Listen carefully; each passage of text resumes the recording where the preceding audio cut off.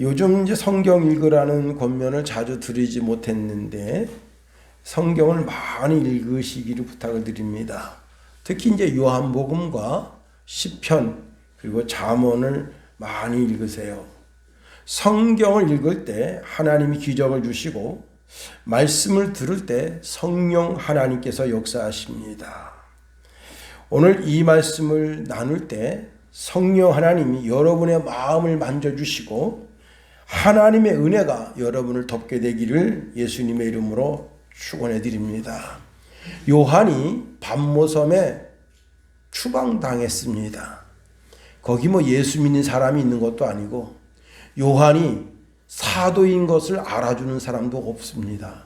영화에 보면 그 반모섬에도 사람이 사는 것처럼 그렇게 나오는데 그건 사실은 그렇지가 않아요.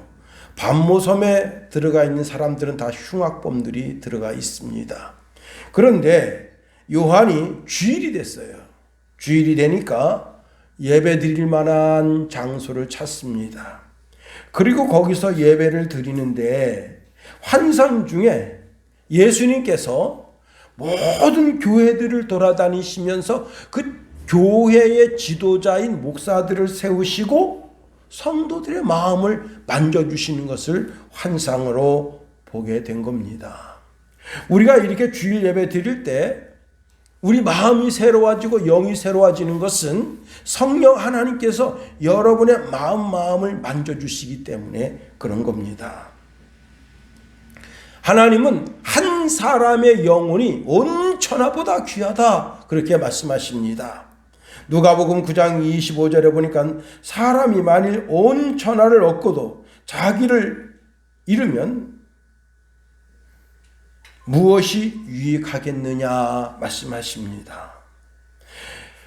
우리 주님은 한 사람 한 사람이 온 우주보다 귀하다는 거예요.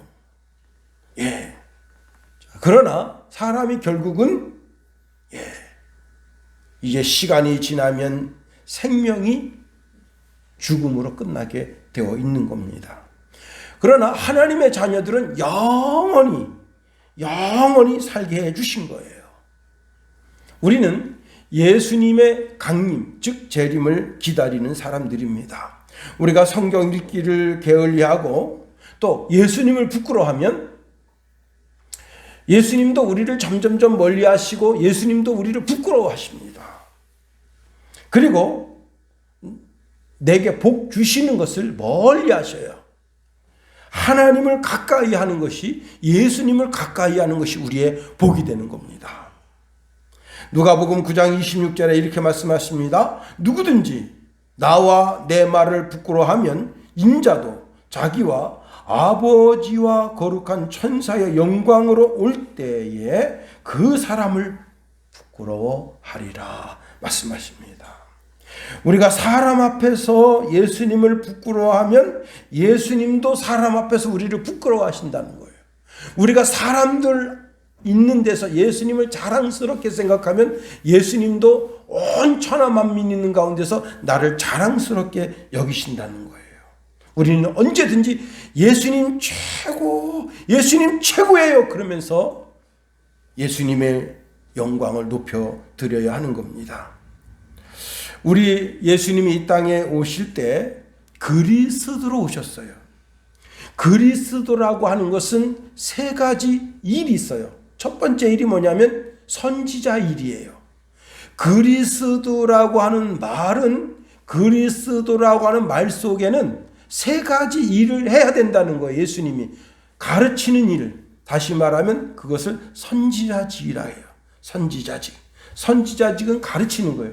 우리 구역장들, 우리 오 권사님 구역장이잖아요. 그게 선지자직이에요. 또 우리 장로님이 이제 가르치잖아요. 그 선지자직이에요. 목사가 가르치잖아요. 그게 선지자직이에요. 두 번째는 제사장직이에요. 예수님을 우리가 예수 그리스도 이렇게 말할 때 예수님은 제사장직이에요. 그래서 예수님께서 십자가에서 자기 모든 물과 피를 흘려서 백성을 구원한 거예요. 그 제사장직이에요. 그 다음에 하나의 직책이 있는데 그게 예수님은 온 천하 만민의 왕이 되시는 거예요.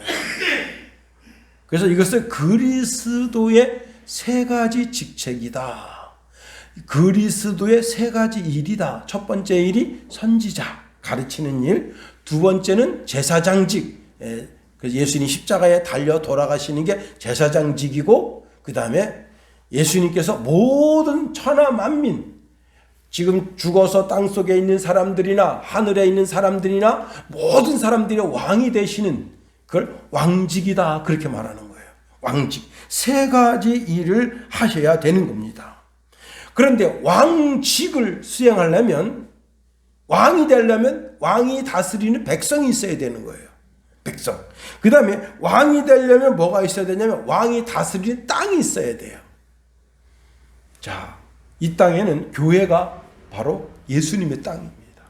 물론 온 천하 만물이 다 예수님 거예요. 그러나 예수님, 여기는 예수님의 것이다 라고 지정해 놓은 데가 바로 교회예요.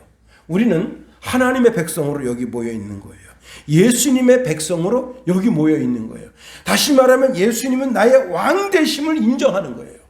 그리고 예수님이 나의 주인 되심을 인정하는 거예요. 예, 이게 바로 예수 그리스도의 왕직을 인정하는 겁니다. 예수님께서 마태복음 16장 28절에 이렇게 말씀하십니다. 진실로 너희에게 말한다. 여기 서 있는 사람 중에 죽기 전에 예수님이 왕권을 가지고 오는 것을 볼 자들도 있느니라, 이 말씀을 하십니다. 그런데 이 말씀을 누구한테 하셨느냐? 제자들에게 한 거예요. 제자들, 지금 12제자들에게, 얘들아, 내가 말이야, 왕이 되는 것을, 온 천하 만민의 왕이 되는 것을 너들 중에 볼 자들도 있다. 그렇게 말씀하신 거예요. 그리고는 그 말씀을 하신 뒤 6일이 지났어요. 만 6일입니다. 누가복음에는 8일째라고 했는데 8일째라고 하는 것은 그냥 시간의 흐름상의 8일째고, 만 6일째 되는 날 베드로, 야고보, 요한을 데리고 아주 높은 산에 올라가셨습니다. 오늘 본문에는 그 산 이름이 뭐라고 말하고 있지는 않아요. 그냥 높은 산이라고만 말하고 있어요. 예, 높은 산. 자, 그래서 초기에는 이 산이 다볼산일 것이다, 그렇게 생각했어요. 다볼산. 왜?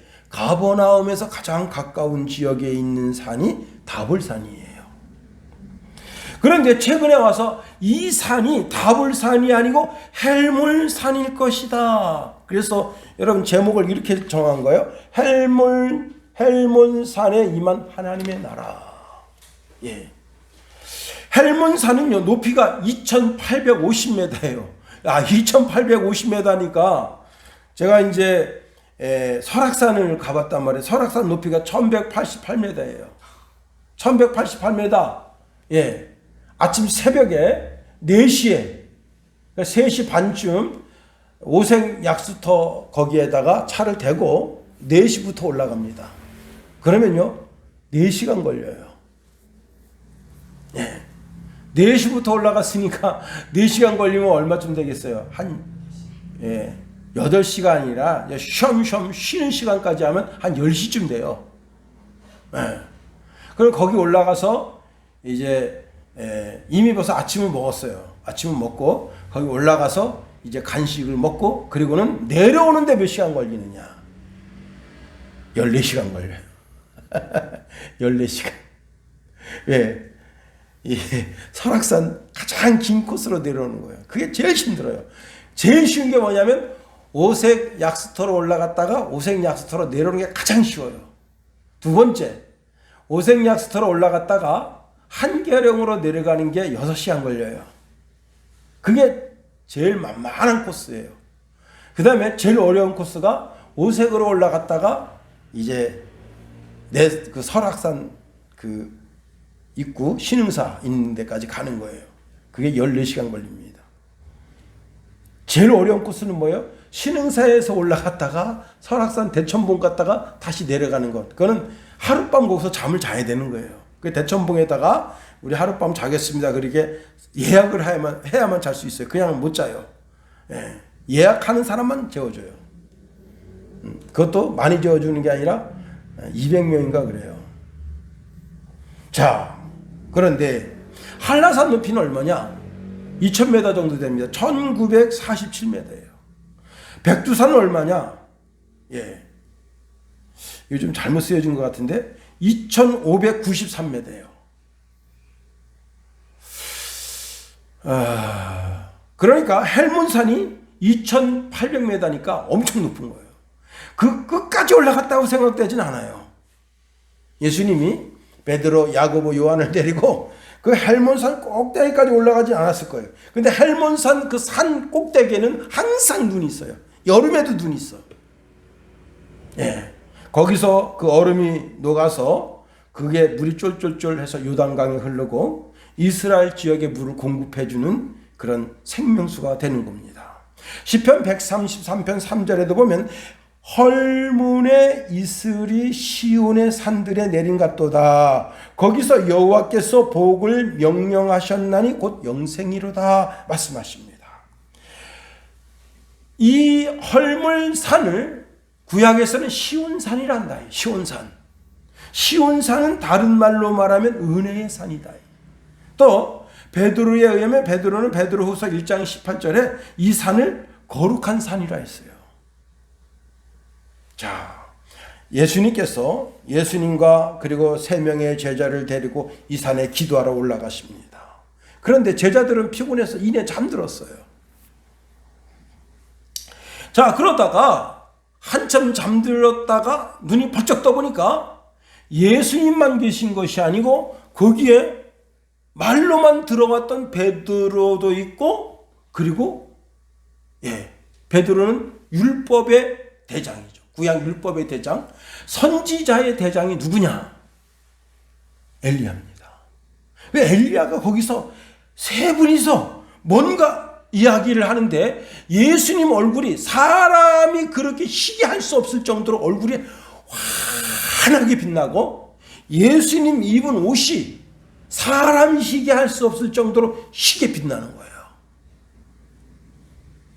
다시 말하면 제가 서두에 사도 요한을 이야기했습니다. 사도 요한이 밤모섬에서 혼자 예배하다가 뒤돌아본 거예요. 거기에 예수님이 계셨어요. 요한의 마음을 만져주시기 위해서 요한이 오신 거예요. 거기 이렇게 말하고 있습니다. 촛대 사이에 인자가 드니가 발에 끌리는 옷을 입고 가슴에 금띠를 띠고 그의 머리와 털의 희기가 흰 양털 같고 눈 같으며 그의 눈은 불꽃 같고 그의 발은 풀무불에 단련한 빛난 주석 같고 그의 음성은 맑은 물소리와 같으며 그의 오른손에 7뼈리 있고 그의 입에는 좌우에 날선 검이 나오고 그 얼굴은 해가 힘있게 비치는 것 같더라 말씀하십니다. 이게 바로 예수님의 모습이에요. 그 변화산에 헐몬산에서 왕의 왕으로 변하신, 온 천하 온 우주의 왕으로 변하신 예수님의 현현의 모습을 베드로가 보게 된 겁니다. 여러분, 주님을 가까이 하게 되면 주님을 닮아가요. 여러분은 주님을 닮아가서 예수님과 같은 삶을 살게 되기를 예수님의 이름으로 축원해 드립니다. 한 아들이 공부를 지지리도 못해요. 그래서 엄마가 야, 너 왜 이렇게 공부를 못하니? 그러니까 이 아들놈이 싸가지 없게 엄마를 닮아서 그렇게 말합니다. 네 친구들 누구냐 한번 쭉 대봐라. 친구들 이름을 5명을 대는데 다 공부 못하는 애들이에요. 야 이놈아, 네가 공부를 잘하려면 그 반에서 공부를 제일 잘하는 애를 친구를 삼아야지. 그래서 그때부터 이 친구가 이제 자기 반에서 공부를 제일 잘하는 애가 누군가 살펴보니까 역시 똑똑이가 있어요. 그래서 똑똑이를 친구로 삼았습니다. 그렇게 이제 6개월이 지났어요. 근데 다시 성적표를 받았는데 성적표가 똑같아요. 그래서 엄마가 물었어요. 야, 너 공부 똑똑하게 하는 공부 잘하는 친구 삼으라 했더니 어떻게 야 그렇게 성적이 안 나오냐 했더니 엄마 걔가 말이야 나랑 똑같아졌어 성적이 그랬다는 거예요. 예? 여러분, 예수님을 가까이 하게 되면 우리가 예수님처럼 성결하고 정결하고 거룩하게 됩니다. 출애굽기 34장에 보면요, 모세가 하나님의 명령을 받아서 시내 산에 올라갑니다. 시내 산. 아까 헐몬산은 시온산이라 했는데 이 시내 산은 하나님의 율법을 받은 산이에요. 거기서 하나님께 가까이 다가갑니다. 40일 동안 금식하면서 하나님과 함께 있었는데 그 산에서 내려오니까 모세가 하나님을 가까이 하면서 하나님의 영광을 그 얼굴에 덧입은 거예요. 그 얼굴이 해처럼 빛납니다. 사람들이 모세 얼굴을 쳐다볼 수가 없어요. 그래서 모세한테 수건을 이렇게 쓰라고 권고한 거예요. 자, 이제 시내산에서 내려왔으니 누구랑 가까이 하죠? 사람들과 가까이 합니다. 사람들과 가까이 하면 어떻게 되겠어요? 그 영광이 사라진 거예요. 그런데 모세가 계속 수건을 쓰고 있어요. 왜 쓰고 있는 거예요? 아직 하나님의 영광이 자기에게 있는 것처럼. 이게 인간이에요. 자, 하나님의 산 헐몬산에 모세도 엘리야도 예수님도, 야, 모세나 엘리야는 아주 옛날 사람입니다. 천국에 살다가 지금 변화산에 잠깐 온 거예요. 모세는 율법의 상징, 엘리야는 선지자의 상징입니다. 자, 그런데 예수님께서 거기서 이제 이 모세와 엘리야와 예수님이 서로 나누는 대화의 주제가 있어요. 그게 뭐냐? 예수님의 별세에 대해서 이야기합니다. 오늘 본문에는 나와 있지 않지만 누가복음 9장 31절에 보면 영광 중에 나타나사 장차 예수께서 예루살렘에서 별세하실 것을 말할세. 이 별세라고 하는 말, 별세라는 게 뭐예요? 죽는다는 거잖아요. 죽는 거. 예. 죽음을 상징하는 거 아니에요. 별세. 그런데 여러분 이 단어가 헬라어로는 엑소도스예요. 엑소도스가 뭐예요? 출애굽이잖아요. 출애굽. 죽으면서 전혀 새로운 일이 일어난다는 거예요. 예수님의 죽음과 함께 전혀 새로운 일이 일어난다. 그래서 이 엑소도스는 뭐냐면 나아가다, 출발하다는 뜻을 가지고 있는 거예요. 자, 죽음의 본질을 말하고 있으면서도 죽음을 통해서 영혼과 육이 분리되는 새로운 출발점이 일어난다. 예수님을 통해서 새로운 출발점이 일어난다. 예수님이 죽음을 통해서 십자가를 지시고 부활하시고 하늘로 승천하시게 되는 새로운 출발점이 그 십자가 사건을 통해서 일어난다는 거예요. 그걸 모세와 엘리야와 예수님이 같이 거기서 이야기한 겁니다. 여러분, 여행을 가는 사람은요, 공항에 가면 여행 가는 사람의 얼굴에는 생기가 대단합니다. 예, 여행 간다고 막 들떠 있죠. 풀이 죽어 있는 사람 봤어요? 예, 여행 가는 사람, 풀이 죽어 있는 사람 없습니다. 그런 것처럼 막 예수님의 그 얼굴과 그 예수님 전체에서 풍기는 그 품위가, 와, 우리가 꿈꿔야 하고 맛봐야 할 세상을 말씀하고 있는 겁니다. 자, 그리고 그 세 분이 그렇게 이야기하고 있는데 너무너무 황홀하니까 예수님의 모습이 너무 영광스러우니까 그냥 모세의 얼굴을 쳐다보고 엘리야의 얼굴을 쳐다보고 주님의 얼굴을 쳐다보는데 막 너무너무 황홀해요. 그래서 이제 베드로가 이렇게 말합니다. 예수님, 여기가 너무너무 좋아요. 그러니 우리가 여기에 예수님을 위해서, 모세를 위해서, 엘리야를 위해서 초막셋을 지켰습니다. 자, 여러분, 여기는 헐몬산. 그래도 어느 정도 올라갔을 거 아니에요. 응? 최소한 그 산기도하러 한 4-5시간 올라갔을 거 아니에요. 낮에 올라가서 저녁을 맞이했던, 예? 4-5시간 올라가서 상당히 높이 올라간 지경인데 거기다가 초막셋을 짓고 어떻게 살아요? 응? 아무리 산이 명산이라도 그 산꼭대기에서 못 사는 거예요. 그런데 베드로가 너무 황홀하니까 지금 여기 임재해 있는 이 모세도 못 가게, 엘리야도 못 가게, 예수님 어디 못 가게, 집을 지면 어디에 거기 살아야 됐잖아. 그렇게 참 베드로가 제정신이 아니에요. 너무 황홀해서. 자, 그러는 가운데 갑자기 거기에 구름이 쫙 낍니다. 구름이 낀다고 하는 것은 하나님 아버지께서 그 산에 현현하셨다, 나타나셨다.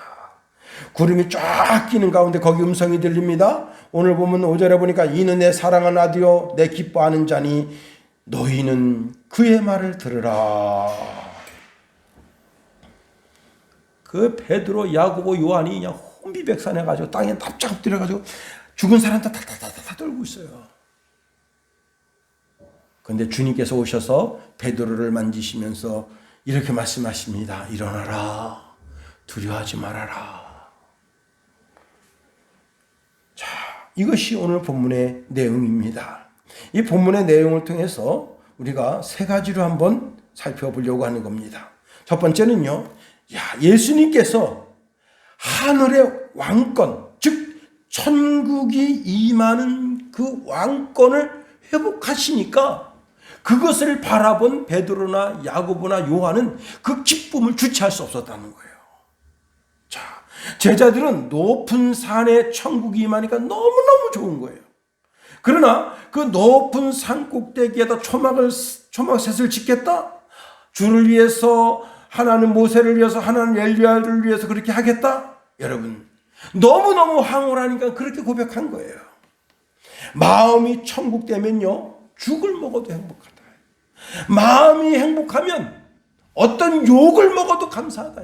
그런데 여러분, 마음이 지옥돼 보세요. 행복이 어떻겠어요?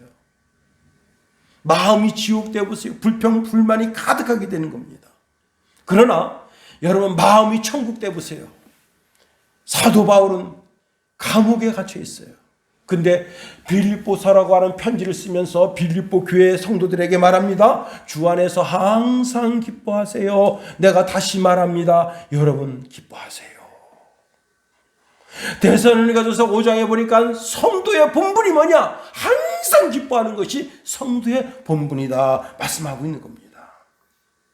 여러분, 우리가 마음에 기쁨이 있어 보세요. 우리 교회 차가 14년 됐는데 14년 된 차 끌고 다녀도 마음이 천국이에요. 어제 우리 김선혜 사모를 데려다 주고 오는데 진짜 모닝을 끌고 다니시는 분인데 싸가지 없게 운전하시더라고요. 그냥 두 차선 확 오는 내 앞에 탁 들어오는 거예요. 내가 빵 눌렀어요. 그러면 여러분 어떡합니까? 내가 실수했으면 미안하다 이렇게 비상등 켜져서 미안합니다 이렇게 표시를 해줘야 되잖아요. 그것도 안 해요. 그런데 조금 더 가다가 이제 이쪽 차선으로 가는 거예요. 그런데도 깜빡이도 안 켜고 탁 껴들어. 저 사람은 원래 저런 사람이구나. 제가 요 블랙박스에 찍혔으니까 요걸 경찰에 신고해야 되겠다. 주차할 때까지 그 마음이 있었는데 내가 봐주지. 그 사람 2건 신고하면 한 건당 7만 원, 14만 원입니다. 타기는 많이 탔더라고 보니까. 모닝에 5사람이 탔어요. 여러분, 내 마음이 지옥이어서 봐요. 올라오자마자 USB 그 메모리 빼가지고 그냥 당장 해가지고 월요일쯤 통보 가는 거 아니에요. 14만 원 내라. 여러분, 내 마음이 천국이면 뭐든지 다 행복하고 뭐든지 다 기쁠 거예요. 우리가 드리는 찬송가 중에 이런 찬송이 있습니다. 높은 산이 거친 들이 초막이나 궁궐이나 내 주 예수 모신 곳이 그 어디나 하늘나라. 여러분, 내 마음이 천국인 사람은 가정이 천국됩니다. 내 마음이 천국인 사람은 직장이 천국됩니다. 사업장이 천국됩니다. 내 마음이 지옥돼 보세요. 가정이 지옥됩니다. 직장이 지옥됩니다. 사업장이 지옥됩니다. 내가 대하는 모든 사람들에게 지옥의 맛을 보게 해주는 거예요. 그러나 내 마음이 천국돼 보세요.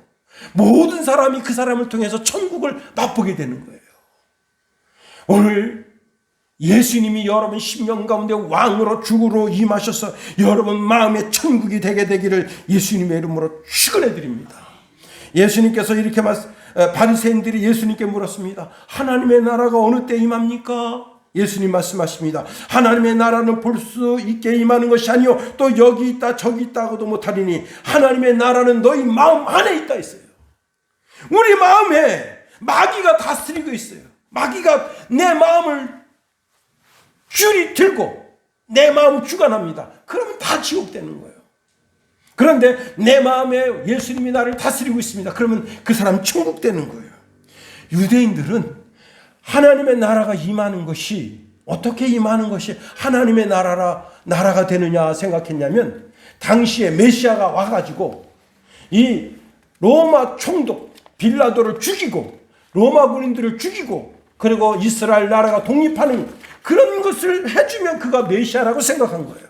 그러나 그것이 여러분 하나님의 나라가 임하는 것이 아닙니다. 내 마음속에 여호와 하나님이 나의 주가 되시고 나의 왕이 되시는 것이 바로 그것이 내 마음에 천국이 임하는 겁니다.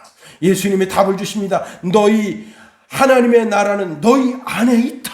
너가 하나님의 왕권을 인정하라. 그러면 너 마음에 하나님의 나라가 임한다 하는 겁니다. 그렇습니다. 우리 마음속 깊은 곳에 내 영혼의 깊은 곳에서 예수 그리스도를 주와 메시아와 하나님의 아들로 인정하는 사건을 통해서 우리는 하나님의 나라를 경험할 수 있게 되는 겁니다. 여러분 우리가 육신의 주소가 있죠. 여기 교회도 육신의 주소가 있습니다. 우리가 육신의 주소로 온 거예요. 우리 집이 육신의 주소가 있습니다.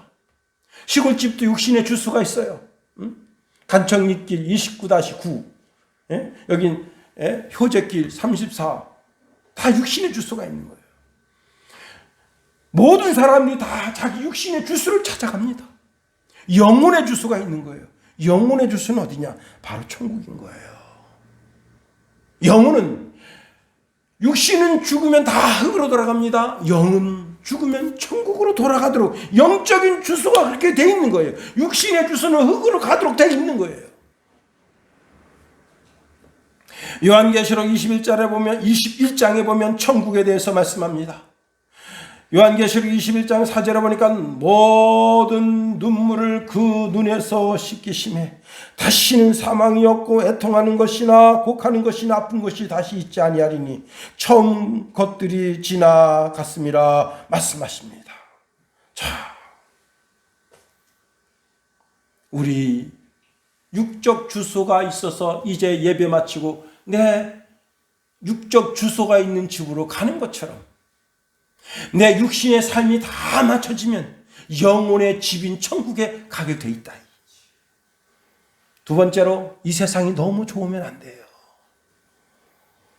베드로는 이 세상에서 천국을 맛보니까 너무너무 좋아합니다. 그러나 이 세상은 하나님의 심판을 견디지 못하는 곳이에요. 온 우주가 종이축처럼 말려서 없어질 거라고 성경이 말씀하고 있습니다. 요한계시록 6장에 보면 무화과 나무의 열매가 대풍에 흔들려서 막 설익은 무화과가 막 떨어집니다. 하늘에 별도 떨어져요.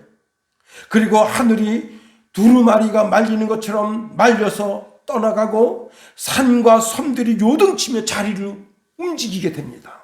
이게 세상 마지막 때에 되어질 일이에요. 세상 어디다 마음 두겠습니까? 미국의 한 어리석은 인간은 여러분 10억을 들여서, 지금 10억이 아닙니다. 지금으로부터 60년 전에 10억을 들여서 빵카를 만들었어요. 그래서 핵폭탄이 터져도 최소한 2년은 살 수 있도록 매년 통조림을 갖다 바꿔주고 식량을 바꿔주고 물을 바꿔주고 계속 그렇게 해서 핵폭탄 터지면 난 거기 들어가 2년 동안 버티고 핵이 안정화되면 난 거기서 나온다. 그게 안정화될 것 같아요? 못 사는 거예요. 왜? 하나님의 심판은 그렇게 임하는 게 아닙니다. 온 우주가 다 종이축처럼 말려서 불에 확 타버리는 거예요. 이 세상을 사랑하는 사람처럼 어리석은 자가 없는 거예요. 요한은 세상을 사랑하지 말라고 그의 서신에서 이렇게 말합니다. 요한일서 2장 15절에 보니까 이 세상이나 세상에 있는 것들을 사랑하지 말라. 누구든지 세상을 사랑하면 아버지의 사랑이 그 안에 있지 아니하니. 로마서 12장 2절에 보면 너희는 이 세대를 본받지 말라 그랬어요. 이 세대를 본받는 게 뭐예요? 이 세상 풍습, 이 세상 문화 너무너무 좋아 보여. 그 쫓아가. 그러니까 이태원에 간 거예요. 응? 왜 달려간 거예요? 응? 누가 가라고 거기 꼭 끌었습니까? 누가 강제로 붙잡아다가 이태원에 놨나요? 아니에요. 자기 육신의 쾌락을 위해서 자기 발로 찾아간 거예요. 마약 즐기러 가고 춤 즐기러 가고 섹스 즐기러 가고 간 거예요. 거기가 죽음인 줄 모르고 무덤인 줄 모르고 간 거예요. 여러분 야고보서 4장 4절에 보니까 간음한 여인들아 세상과 벗된 것이 하나님과 원수됨을 알지 못하느냐. 그런즉 누구든지 세상과 벗이 되고자 하는 자는 스스로 하나님과 원수가 되는 것이니라. 세상 사랑하는 것, 돈 사랑하는 것, 하나님과 원수된다. 응? 뭘 사랑하려고 그러는 거예요? 세상에 어디에다 정주려고 하는 거예요? 여러분 이 세상이 너무나 좋으면 천국을 사모하지 못하게 됩니다. 돈이 너무 좋으면 하나님 나라를 바라보지 못하게 되는 거예요. 여러분 우리가 천국을 잊고 사니까 하나님께서 우리에게 정신 차리게 하려고 병도 주고 사고도 나게 되고 경제적인 어려움도 주고 그래서 천국이 생각나게 하는 거예요. 아무리 어려워도 천국이 생각나면 내가 내 영적인 주소가 저 하나님의 나라에 있지. 그리고 천국을 찾게 되는 거예요. 사사기 18장에 보면요. 라이스가 나와요. 라이스.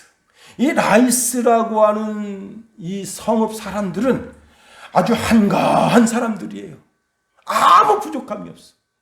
왜? 한 번도 적이 쳐들어온 적이 없어. 그 동네를. 그래서 그냥 우리 춘천 같으면 인민군들이 와서 춘천을 완전히 벌떼처럼 만들고 갔는데도 모르는 동네가 있다잖아요. 응? 그런데 거기만 있는 게 아니라 지리산에도 있어요. 지리산에도 그 한쪽 마을은 전쟁이 있었는지 없었는지도 몰랐대요. 그런 데가 전국적으로 곳곳에 있어요. 이 라이스 성읍이 그래요. 전쟁이 있었는지 없었는지 세상이 어떻게 돌아가는지. 그런데 이제 사사기 18장에 보면 거기에 그때 당시에 이제 정탐군들이 5명이 가서 보니까 와 별천지예요. 너무 잘 살고 있어. 무기도 하나 없어. 그래가지고 그냥 자기 지파 사람들 끌고 가가지고 거기 라이스를 확 다 죽여버리고 점령해버리고 자기 땅 만들어버린 거예요. 여러분 세상이 너무 좋은 사람은 천국을 찾지 않아요. 그러나 이 세상 심판받을 때 같이 거기에 심판에 휩쓸리게 되는 거예요. 세 번째로 우리는 예수님 말씀에 집중해야 됩니다. 예수님 말씀에 집중해야 돼요. 하나님 말씀에 집중해야 돼요. 여러분 이들은 예수님을 통해서 하나님이 창조주 하나님, 심판자가 아닌 아버지가 되심을 수차례 들어왔어요. 그런데 정작 그 변화산에 하나님 아버지가 임재하게 되니까 두려워서 땅에 바짝 엎지른 거예요. 그리고 죽은 사람처럼 덜덜덜덜 떠는 거예요. 하나님의 임재가 그렇게 두려웠던 거예요.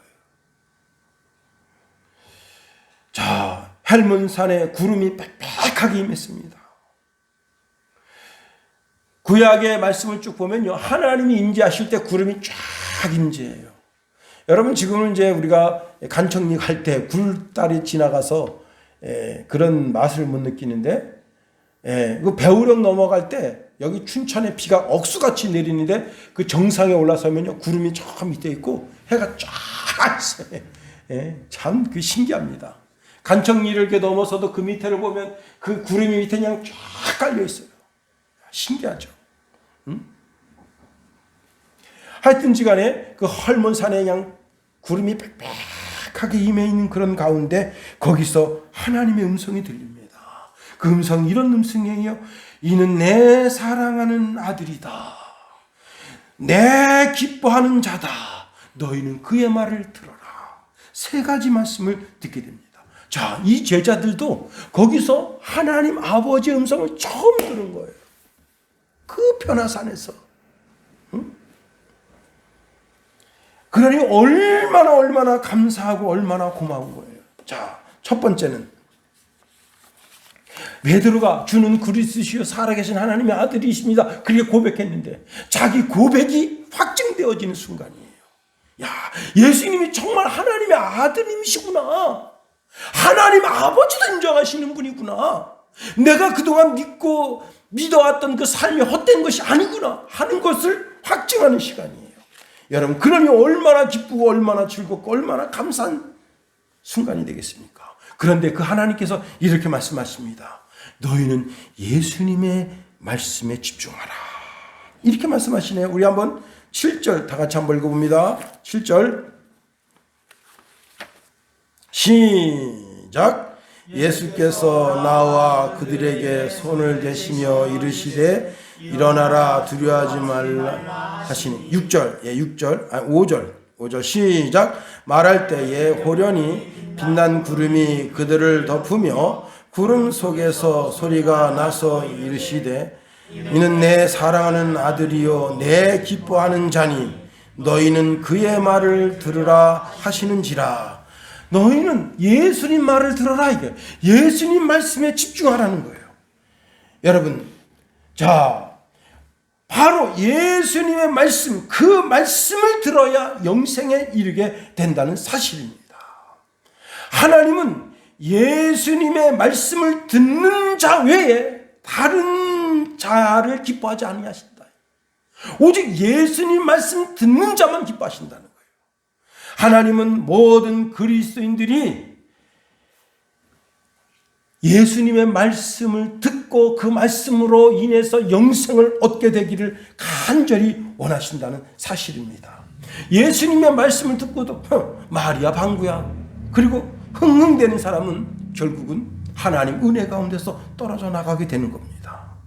여러분, 가정에서 하나님의 말씀을 중요시 여기고 직장에서도 하나님의 말씀 중요시 여기고 학교에서도 하나님 말씀 중요시 여기고 오늘 오전에도 이제 우리가 사울 왕을 살펴봤는데 그가 하나님의 말씀을 등한히 하고 하나님의 말씀을 거역하고 하나님의 말씀 멀리 떠나서 하나님의 말씀을 거역하는 대로 가니 왕에서 물러나고 하나님 후회하셨어. 여러분, 우리가 하나님 말씀대로 살지 않으면 하나님 우리를 보고 후회하십니다. 내가 너 때문에 내가 후회한다. 내가 너 때문에 실망한다. 그런 말씀을 들으면 얼마나 불쌍하겠어요. 그러면 왜 우리가 예수님 말씀에 집중해야 되느냐? 왜 예수님 말씀을 최고의 말씀이라고 생각하고 그 말씀에 우리가 눈을 똑바로 떠서 주목하고 그 말씀에 집중해야 되느냐? 요한복음 5장 39절에 보니까 예수님이 이렇게 말씀하십니다. 너희가 성경에서 영생을 얻는 줄 생각하고 성경을 연구하거니와 이 성경이 곧 내게 대하여 증언하는 것이니라.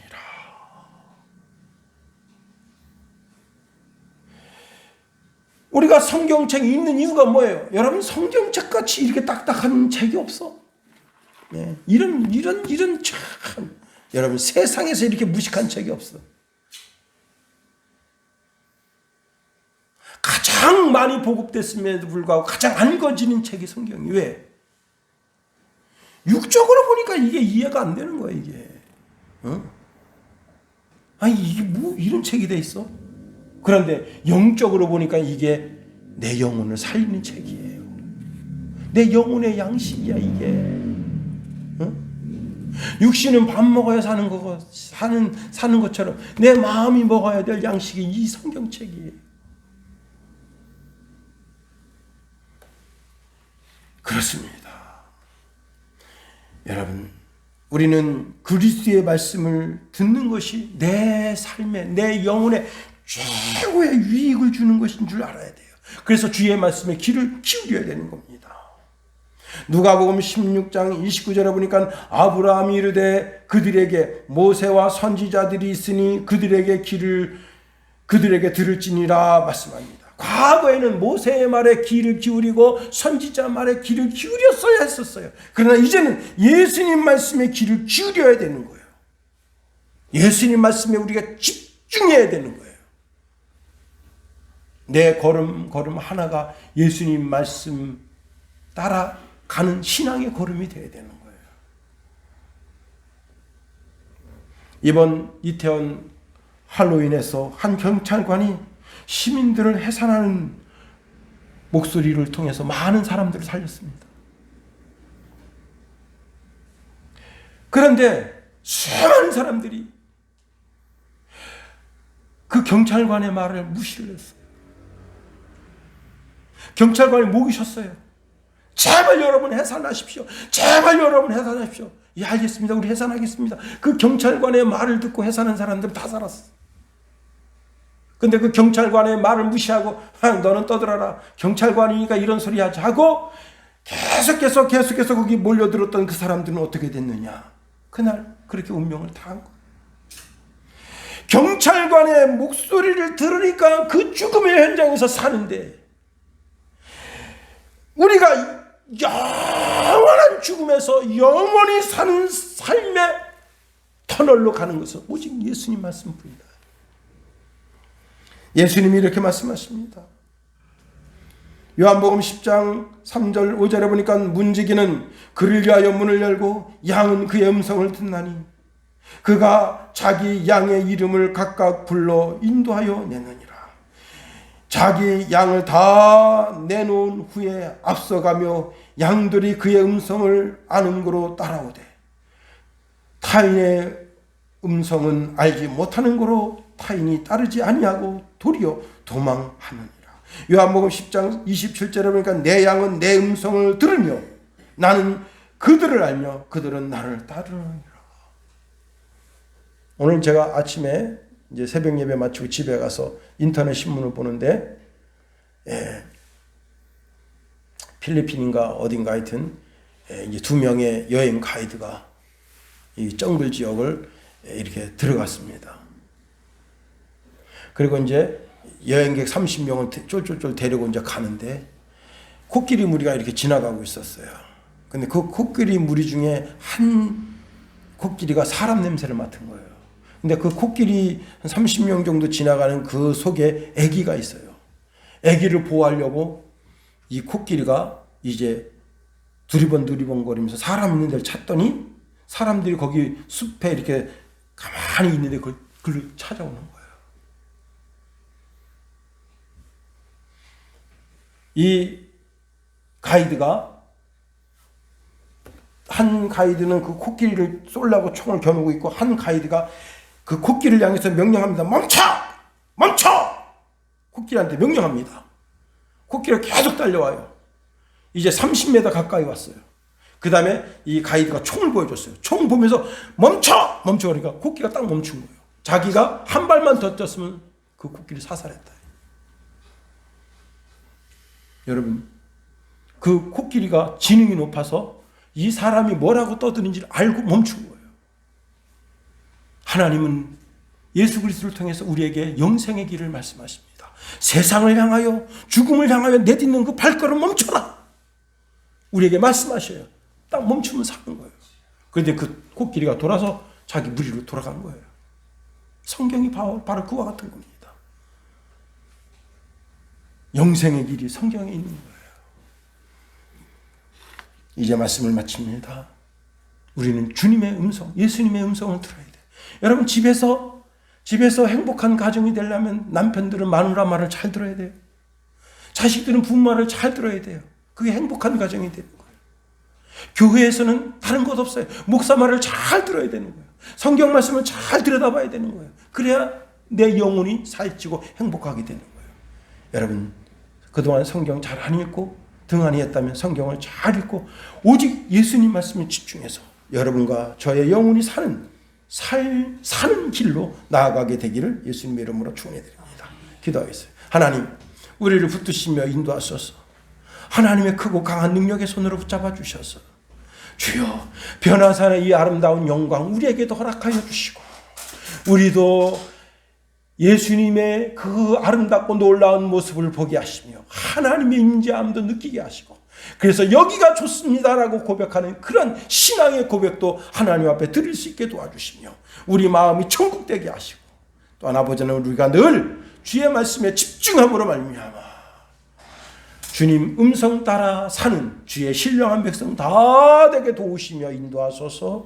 예수님 이름으로 감사하며 기도합니다. 아멘.